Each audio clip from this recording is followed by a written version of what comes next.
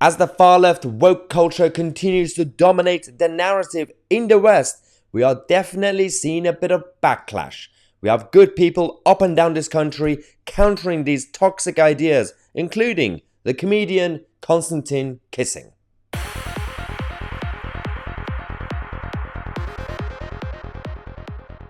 Okay, something absolutely fascinating happened a few days ago at the Oxford University, of all places. So Oxford Union, they have these debates every now and then, and they bring in top names to debate ideas and many other philosophical things. This time it was about whether the woke culture has gone too far or not. On the one side you had Benjamin Butterworth, a liberal woke star, and on the other side you had people like Konstantin Kissing, who has been on this show in the past. And this video has already gone viral, and we've been busy over the last few days on this channel reporting on all the other everyday news stories that's been happening.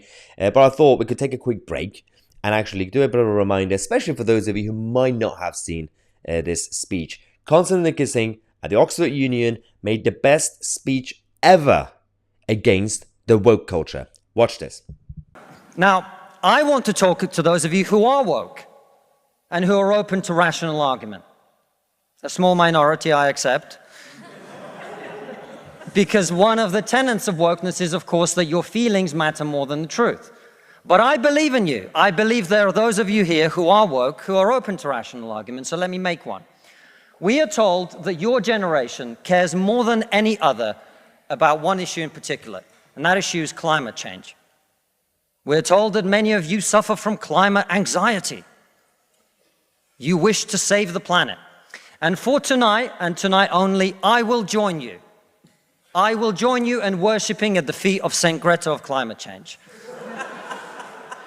Let us all accept right here, right now, that we are living through a climate emergency and our stocks of polar bears are running extremely low.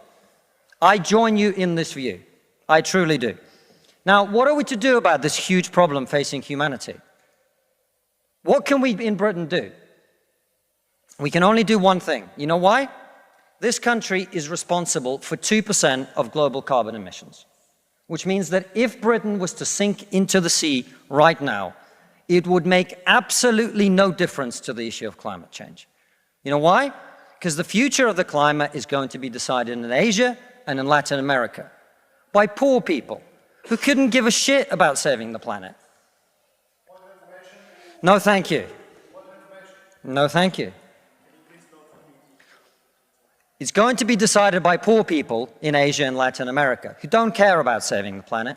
You know why? Because they're poor. Because they're poor. I come from Russia, which is not a poor country, it's a middle-income country. 20% of households in Russia do not have an indoor toilet. What they have is an outdoor toilet. And I don't mean one of those nice portaloos that we get here. I don't even mean a Glastonbury portaloo.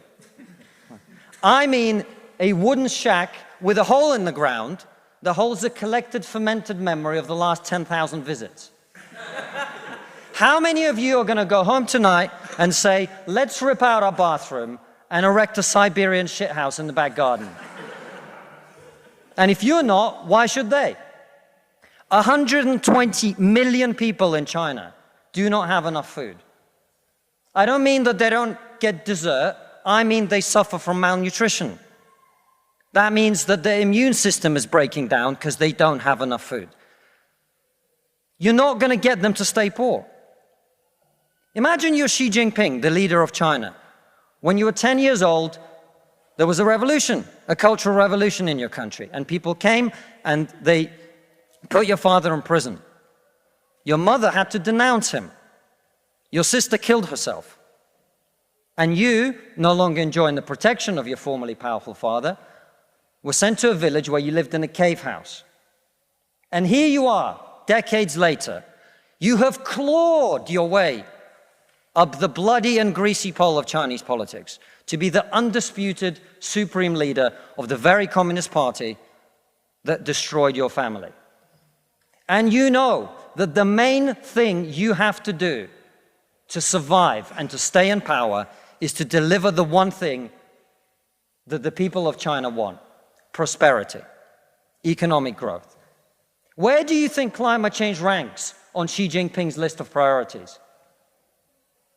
A third of all children who live in extreme poverty in the world live in India. That means they are starving and dying of preventable disease. Now, about 15 months ago, my wife got pregnant. Not me, because we're old school.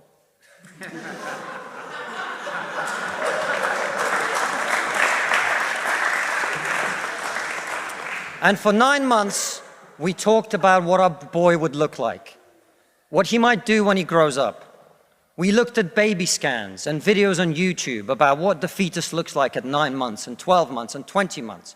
And eventually he was born. And he is this cute little bundle of joy. He's cuter than about 80% of puppies. Right?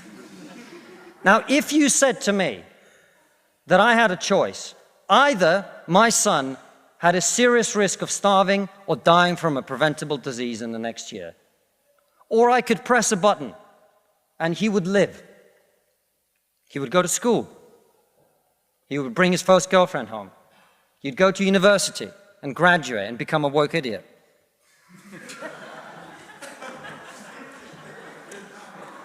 And then he'd get a job and get married and have children and become a man. But all I have to do is press this button. And for every day of my son's life, a giant plume of CO2 is going to get released into the atmosphere.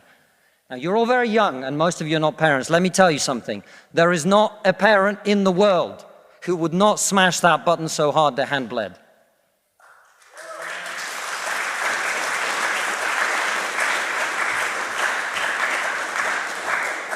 You are not going to get these people to stay poor.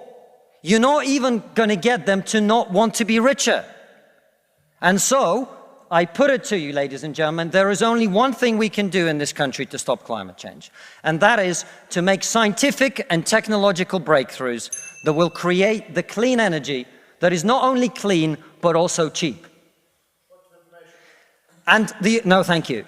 And I want everyone to get home on time today, which is not going to happen. And the only thing that wokeness has to offer in exchange is to brainwash bright young minds like you to believe that you are victims, to believe that you have no agency, to believe that what you must do to improve the world is to complain, is to protest, is to throw soup on paintings. And we on this side of the house are not on this side of the house because we do not wish to improve the world. We sit on this side of the house because we know that the way to improve the world is to work, is to create, it is to build. And the problem with woke culture is that it's trained too many young minds like yours to forget about that. Thank you very much. Now, do you know why this was absolutely powerful from Konstantin Kissing? Because we can actually debate these ideas, we can counter these ideas by using a different narrative. We don't have to always be aggressive and angry and shouty. We can actually do it in a calm way, in a smart way, in a witty way. He was still very much passionate, and he used the same thing that they use. He did it against them, which is using the human side, the humanity, the morality, the compassion that they claim to obtain. But in reality, they don't really care about any of that. Konstantin Kissing used analogies, parents and children, people who actually care. He also used examples of the Chinese Communist Party, the priorities for President Xi. These are the things that are important. These are the things that we have to use in a debate if you want to counter these toxic ideas. So this speech obviously has gone viral, and it's just the beginning of it, beginning of the backlash. And I think we are going to be slowly seeing, especially the new generation, especially after Generation Z, we're going to have, I believe, Generation Alpha or something. It's time to start now to make sure that they are not brainwashed like the previous generations, like millennials and so on. We can fight back, and we can do it the right way. Subscribe to the channel. I'm Tousi, and we are the media.